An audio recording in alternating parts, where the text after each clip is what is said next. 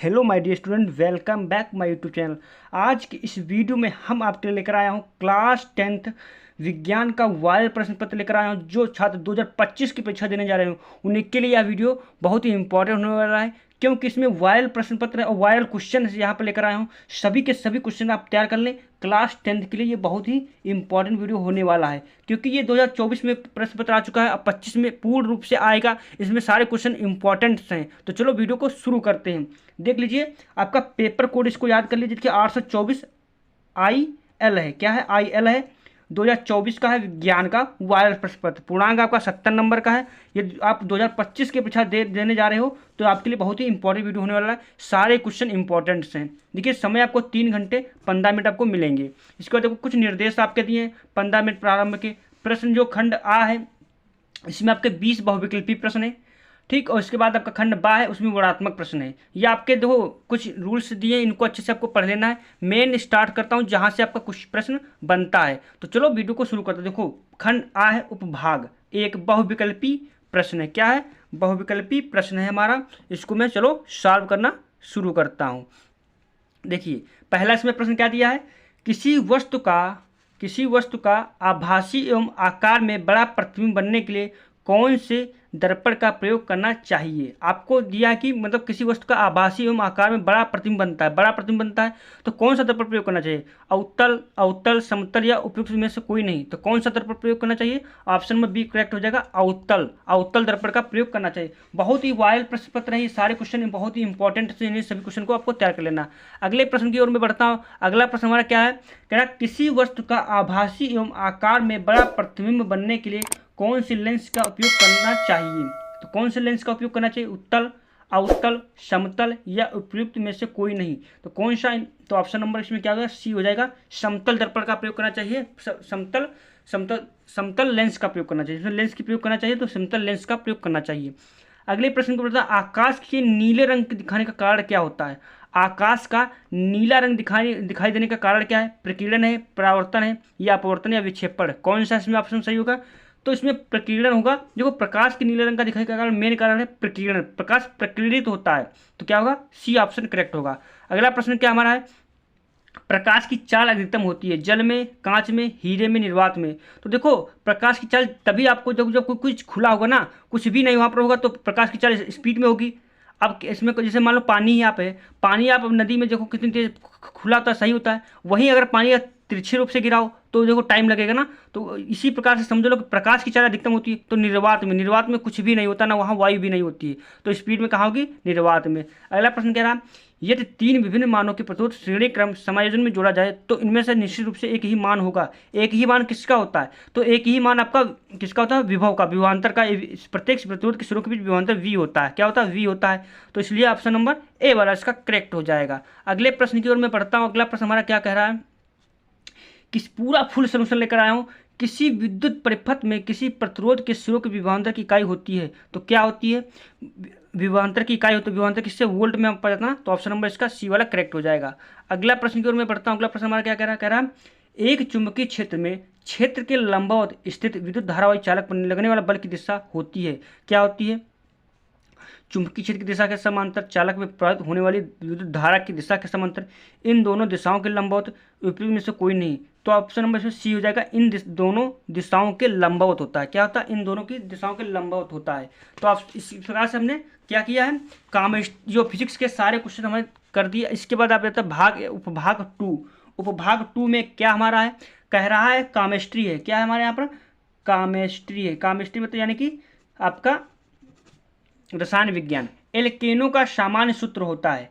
एल्केनों का सामान्य सूत्र होता है। देखो, एल्कीन, एल्काइन, एल्केन ये हमने सारे एक वीडियो में बना दिया है। वीडियो के लिंक डिस्क्रिप्शन में मिल जाएगी, जाकर देख लीजिए। इनके बारे में एल्कीन क्या होता है, एल्काइन क्या होता है, एल्केन क्या होता है, एल्किल क्या होता है, सारे समूह के बारे में बताया हूँ। अगर आपको नहीं पता तो जाकर वीडियो आप देख सकते हो। देखिए, यहाँ पर एल्केनों पूछ रहा है। एल्केनों का सूत्र होता है CnH2n+2। जितनी कार्बन की दोगुना से 2 अधिक। तो इसमें कौन है ऑप्शन? ऑप्शन नंबर सेकंड हो जाएगा, बी हो जाएगा। ये वाला ऑप्शन हो जाएगा। ये कैसे सूत्र बनते हैं ये भी मैं वीडियो की लिंक डिस्क्रिप्शन में डाल दिया है, जाकर देख सकते हो।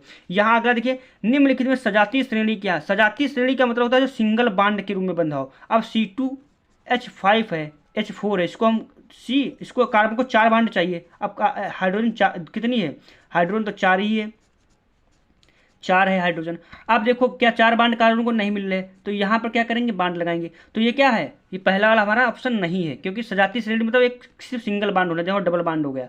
इसी प्रकार से इसको देखते हैं, यहाँ पर C H H H O H हो जाएगा, यानी कि 4 बांड इसमें बनने हैं। देखो है सिंगल बांड है, तो ऑप्शन नंबर ये सेकंड इसमें होगा, क्योंकि इसमें चूज करना ना, सेकंड हमारा हो गया। ये भी नहीं बनेगा, ये हमारा नहीं बनेगा, क्यों, देखो सी एच हो गया और इधर एक ओ एच हो गया। बस अब देखो यहाँ पर क्या बनना है, 2 ही बांड बनने हैं, तो इसको लिए हमें क्या करना पड़ेगा, ट्रिपल बांड लगाना पड़ेगा। क्या लगाना पड़ेगा, ट्रिपल बांड लगाना पड़ेगा। तो ये हमारा ये भी नहीं ऑप्शन। अब ये वाला देखो, ये वाला हो जाएगा C2H5। देखो C2H5 कैसे हो जाएगा, देखिए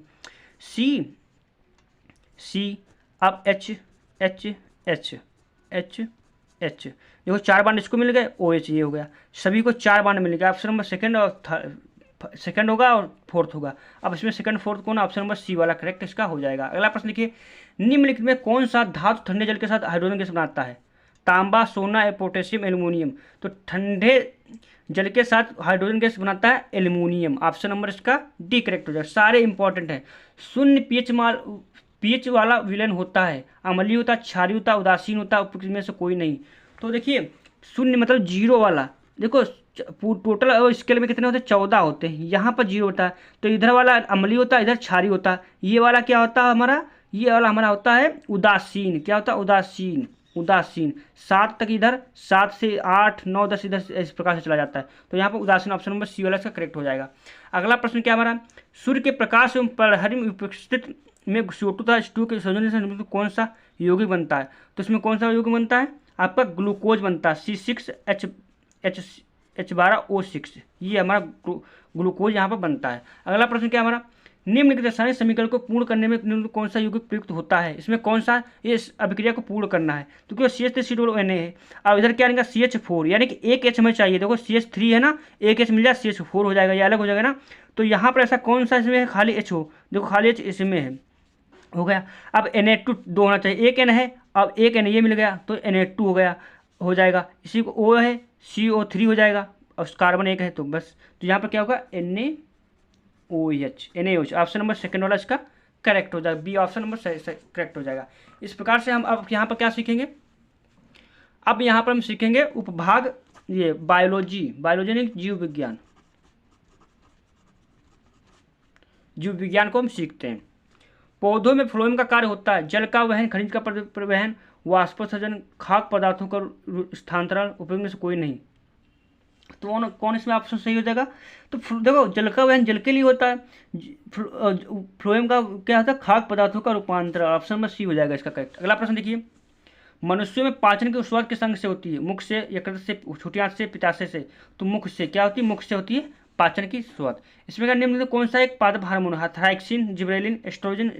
तो इसमें ऑप्शन कौन हो जाएगा, ऑप्शन हो जाएगा जिब्रेलिन। क्या होता है, जिब्रेलिन।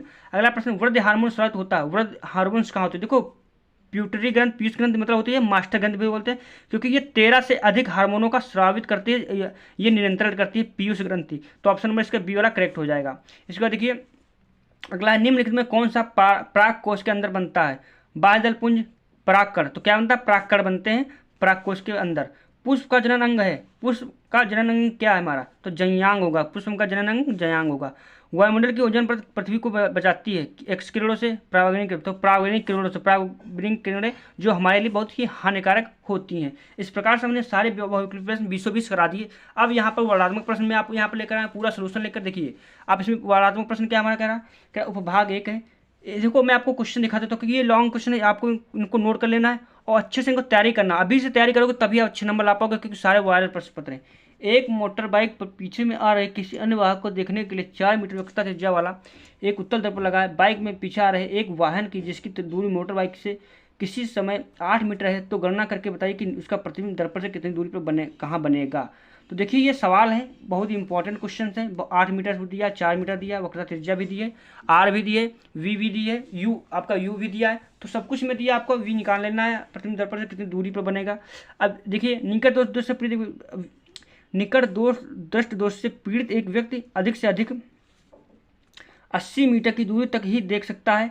गणना कीजिए सही दृष्टि के लिए, अर्थात उस अनंत दूरी तक वस्तु को देखने के लिए उस प्रकृति तक किस फोकस दूरी के लेंस का प्रयोग करना चाहिए। बहुत ही इंपॉर्टेंट क्वेश्चन, सारे इंपॉर्टेंट क्वेश्चन हैं।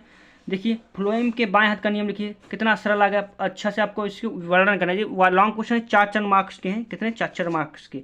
इसके बाद देखिए अगला प्रश्न, अथवा में ये घरेलू विद्युत प्रपथ की व्यवस्था को चित्र बनाकर स्पष्ट कीजिए। अथवा में अगर ये नहीं कर पा रहे तो ये वाला कर लो। दिए के प्रपथ में कुल सेल से धारा। और देखो ये प्रश्न करोगे ना, ये वाला क्वेश्चन आपको इसमें पूरे का पूरा, अगर 4 नंबर का तो पूरा का पूरा मिलेगा। क्यों मिलेगा? क्योंकि ये सवाल है। सवाल का अगर आप सही लगाए तो पूरे में फुल मार्क्स मिलेगा। अगर थ्योरी लिखोगे तो 1-2 नंबर कट भी सकता है। लेकिन ये बहुत इंपॉर्टेंट क्वेश्चन है, इसको अच्छे से नोट कर लीजिए, वीडियो रोक कर और तैयार कर लीजिए। अब भाग 2 में आ जाता है, कामेष्टि के निम्नलिखित अभिक्रियाओं के लिए संतुलित समीकरण लिखिए। अब इनको संतुलित समीकरण आपको लिखना है। देखो 4 मार्क्स को मिलेंगे, तो संतुलित समीकरण कैसे किया जाता है, ठीक, तो ये अच्छे से आपको सीख लेना। देखो बहुत ही इंपॉर्टेंट सा गया। इसके बाद देखिए अगला हमारा क्या है, अगला हमारा इसमें है 26वां, निम्नलिखित का कारण बताइए, कारण समझाइए। एक जस्ते की छड़ को कॉपर सल्फेट विलेन में डालने पर उसका नीला रंग धीरे धीरे गायब हो जाता है, तो क्या हो जाएगा, इस पर आपको बताना है, कारण देना है आपको। आयनिक यौगिकों के गलनांक उच्च होते हैं, क्यों होते हैं? आयनिक यौगिकों के गलनांक उच्च क्यों होते हैं, इस पर आपको बताना है। 27वां देखिए, उदासीनीकरण अभिक्रिया क्या है, इसके 2 उदाहरण लिखिए। उदासीनीकरण, जब अम्ल क्षार की अब क्या कहते हैं तो क्या होता है, लवण बनता है, उसे अभी उदासीनीकरण अभिक्रिया कहते हैं। 2 नंबर आपको मिलेगा। भर्जन को उदाहरण से समझाइए। निम्नलिखित यौगिक को IUPAC, देखो IUPAC आपका 1-2 आता जरूर है। अब देखिए ये हमारा IUPAC है, हमने IUPAC की वीडियो के लिंक डिस्क्रिप्शन में डाल दूंगा, जाकर देख लीजिए। बहुत ही इंपॉर्टेंट में बताया, बहुत ट्रिक के साथ बताया कैसे आपको IUPAC करनी है। देखिए अब समूह जिधर से नज़दीक हो, अब ये हमारा जो है ना, ये हमारा CH3COOH, इस प्रकार से भी हम लिख सकते हैं। अब कार्बन 1-2 कार्बन को क्या कहते हैं, 2 कार्बन को हम कहते हैं एथ। इसमें जुड़ता क्या है, ओइक या नोइक जोड़ देते हैं, नोइक, तो क्या हो जाएगा नोइक, तो क्या हो जाएगा एथनोइक हो गया। इसी प्रकार CH3 दो कार्बन है तो CHO लगा समूह है, तो एथ प्लस नल क्या हो जाएगा, एथेनल। इस प्रकार से हमारा देखो दोनों IUPAC हो गया। तो मैंने ट्रिक के साथ भी बताया हूँ, समूह जिधर से नजदीक हो कैसे किया जाता है, बहुत अच्छे से समझाया, जाकर वीडियो देख सकते हो। निम्नलिखित पर संक्षिप्त टिप्पणियाँ लिखी है, आपको टिप्पणियाँ लिखनी है, 6 नंबर मिलेंगे। मिसल क्या है, संक्षार क्या, योगात्मक अभिक्रिया क्या है, ये भी बहुत इंपॉर्टेंट है। उपभाग 3 क्या है, पुनर्द्रवण व मुकुलन का सचित्र वर्णन करना है आपको, 4 नंबर आपको मिलेगा। ये बायोलॉजी का क्वेश्चन है। मनुष्य में लिंग निर्धारण की प्रक्रिया सचित्र वर्णन कीजिए। देखो मनुष्य में लिंग निर्धारण की प्रक्रिया ये बहुत इंपॉर्टेंट है, अच्छे से आपको तैयार कर लेना। प्रकाश अनुवर्तन तथा गुरुत्वानुवर्तन उपयुक्त चित्रों के सहित प्रभावित कीजिए। ये देखो कुछ आउट आ गया, तो आउट को भी आपको क्वेश्चन को तैयार कर लेना। अंतःस्रावी ग्रंथि से आप क्या समझते हैं, मानव की किसी 4 अंतःस्रावी ग्रंथियों पर हार्मोनों के कारण वर्णन कीजिए। अंतःस्रावी ग्रंथि आपको बताना है, अथवा अगर नहीं कर पा रहे तो ये, तो लेकिन ये बहुत अच्छा क्वेश्चन है। पायतंत्र को प्रभावित कीजिए तथा इसके विभिन्न जैव घटकों का उदाहरण सहित वर्णन कीजिए। वीडियो अच्छा लगा तो लाइक, चैनल को सब्सक्राइब करो। इसके बाद मैं आपका विज्ञान का वायर मोस्ट इंपॉर्टेंट क्वेश्चन लेकर आने वाला हूँ, तो जल्द ही सब्सक्राइब चैनल को लाइक कर लीजिए।